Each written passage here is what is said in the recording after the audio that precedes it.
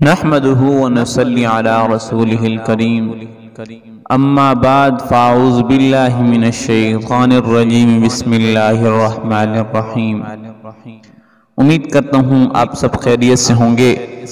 اللہ تعالیٰ آپ سب کو خیریت و عافیت سے رکھے۔ اللہ تعالیٰ سے دعا گو ہوں کہ اللہ تعالیٰ آپ کی اور میری تمام حاجات کو پورا فرمائے۔ آج کی ویڈیو کا تھمبنیل اور ٹائٹل آپ نے دیکھ لیا ہوگا کہ آج کی ویڈیو کس چیز کے بارے میں ہے۔ آج کل کا انسان کسی نہ کسی فکر اور غم میں مبتلا ہے، تو میں نے اس لیے ضروری سمجھا کہ اسی پر ایک ویڈیو بنا لوں اور تاکہ آپ کا اور میرا بھی فائدہ ہو جائے۔ پہلے میں اپنے آپ کو کہتا ہوں، اس کے بعد آپ لوگوں کے لیے کہتا ہوں۔ تو چلتے ہیں وظیفے کی طرف کہ کیا وظیفہ ہے۔ حدیث بھی آپ کو سنوں گا اور وظیفہ بھی آپ کو بتاؤں گا، حدیث کا ترجمہ بھی آپ کو سناؤں گا۔ تو عباس رضی اللہ تعالیٰ عنہ نقل کرتے ہیں، فرماتے ہیں وعن ابن عباس رضی اللہ تعالی عنہ ان رسول اللہ صلی اللہ علیہ وسلم كان يقول عند الكرب لا إله إلا هو العظيم الحليم لا إله إلا هو رب العرش العظيم لا إله إلا هو رب السماوات ورب الأرض رب العرش الكريم۔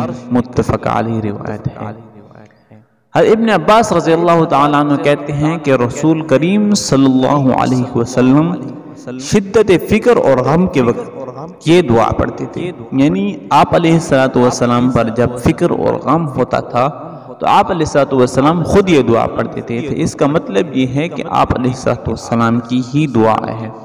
کیا دعا ہے؟ یہ دعا ہے، اس کے کلمات یہ ہیں لا الہ الا هو العظیم الحلیم لا الہ الا هو رب العرش العظیم لا الہ الا هو رب السماوات ورب الارض ورب العرش الکریم۔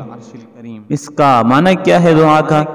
نہیں ہے کوئی معبود سوائے اللہ کے جو بزرگ اور بردبار ہے، نہیں ہے کوئی معبود سوائے اللہ کے جو پروردگار ہے عرش عظیم کا، نہیں ہے کوئی معبود سوائے اللہ کے جو پروردگار ہے آسمانوں کا، پروردگار ہے زمین کا، اور پروردگار ہے عرش کریم کا۔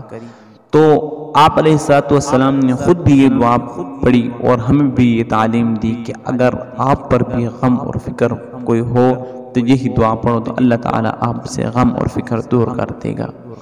امید کرتا ہوں آپ کو دعا اچھی لگی ہوگی، وظیفہ اچھا لگا ہوگا۔ اگر دعا اور وظیفہ اچھا لگا تو پلیز کمنٹ سیکشن میں اپنے رائے کا اظہار کرنا اور لائک بھی کرنا، اور ابھی تک جس نے چینل کو سبسکرائب نہیں کیا تو پلیز بیل آئیکن کے بٹن کو بھی ساتھ پریس کر دینا اور چینل کو سبسکرائب بھی کر دینا تاکہ ہر آنے والی ویڈیو آپ تک پہنچ سکے۔ کوئی گانا، کوئی ڈرامہ آپ دیکھتے ہو تو اس چینل کو جلدی سے سبسکرائب آپ کر لیتے ہو تاکہ آنے والا گانا اور آنے والا ڈرامہ ہم تک پہنچ سکے۔